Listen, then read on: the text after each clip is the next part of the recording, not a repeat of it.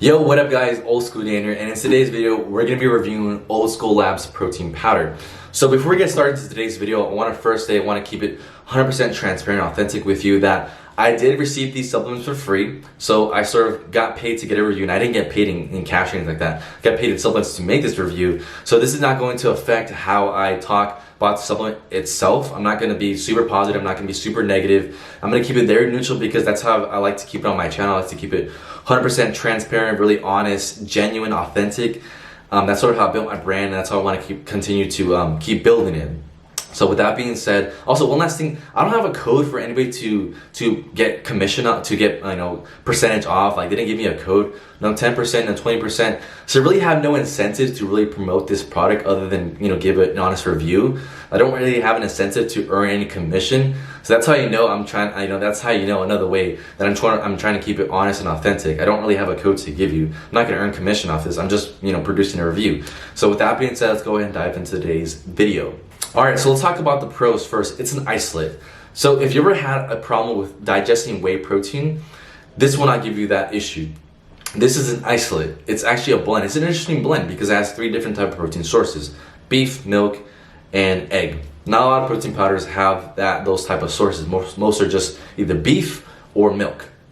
Alright, and you have other protein powders like NSP that are milk and egg. But anyways, if you've ever had a problem digesting whey protein, it's because you might be lactose intolerant. Like myself, I am lactose intolerant. If I digest any type of milk or try, I will get gassy, I will get farts, stomach start bubbling, diarrhea, watery stool, all that stuff because I cannot digest lactose. But I never ever had a problem with this protein powder digesting it. I never had farts, gassy, bubbling stomach, diarrhea, watery stool. Everything just always went fine with me. So this is what I like. So if you have that issue, always try to buy a whey isolate, not a whey protein, because your body cannot digest it because it doesn't have the enzyme, the lactase enzyme. But yeah, if you have that problem, you might want to pick up this protein because it works pretty well with that. So with that being said, let's go ahead and move on to the pro number 2. It doesn't have a super bland or bitter taste or super sweet taste. Lots of protein powders out there. I'm going to compare it to Dymatize. The Dymatize I have in my cabinet right here is very sweet whether you blend it with milk or water. And I blended this protein with both, FYI. And I want to compare it to the taste of Hershey's Cocoa. Now, if you're gone to the store and got this little box of Hershey's Cocoa, when you mix that itself just with water, just the Hershey's Cocoa and water, it's very bitter. Or like with milk, it's very bitter. It's not like Hershey's chocolate, chocolate milk, type of mix you mix with milk. It's nothing like that. This is sort of in between. Like if I were to compare Nesquik and Hershey's Cocoa, it's like right in the middle. You know what I mean? But also, I want to also compare it to something else. I just said also twice. I want to compare it to something else. I received a Redcon protein, a vegan protein, a while back, and it tastes somewhat similar to this protein. It's a little ironic, but I'm trying to articulate the taste into words. And the vegan protein from Redcon 1 was a little bitter. It was actually kind of very bitter. It is more comparable to the Hershey's Cocoa than this protein. This is, again, like I said, it's in the middle between Nesquik chocolate protein, chocolate powder, and Hershey's Cocoa powder. It's like right in the middle. Not super bitter, and it's not super sweet. And it's something I like because I don't like when a protein powder is like super sweet. And that vegan protein powder that Redcon sent me one time was absolutely bitter, and it is terrible. So I hopefully that articulated the taste into words the best I could do it. So with that being said, let's move on to the last and third pro. It tastes very good with just water. I tried it both with milk and water, and preferably I think it tastes way much better with water. I mean, it tastes fine with milk, and I tried it with lactose-free milk, Lactaid. It tastes it tastes good, but I think it tastes so much better with water, and that's so much more convenient because not all the time I'm gonna have milk on me, and not all the time are you gonna have milk on you.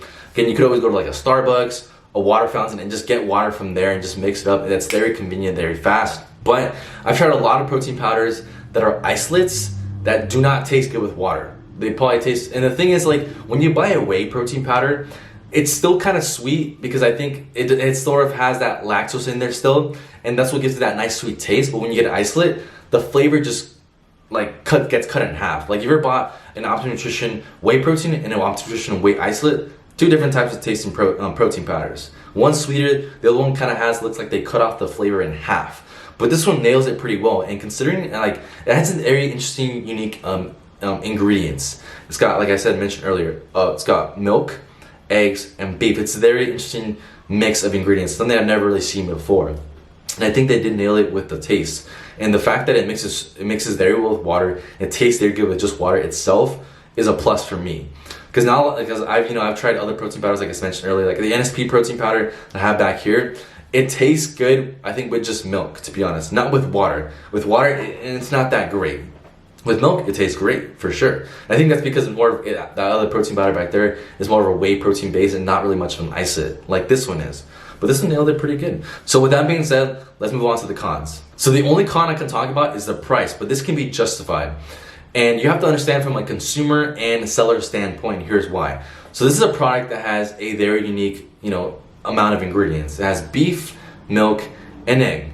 Most other ones, like I mentioned, literally, I think this is my third time mentioning it, other protein powders, either milk and egg, milk, or just beef. This one has all three. So it seems like it's a high quality amount of ingredients mixed into it. It's probably expensive to make as well. But, the price can be justified because you're paying for a few different things. You're paying for the branding.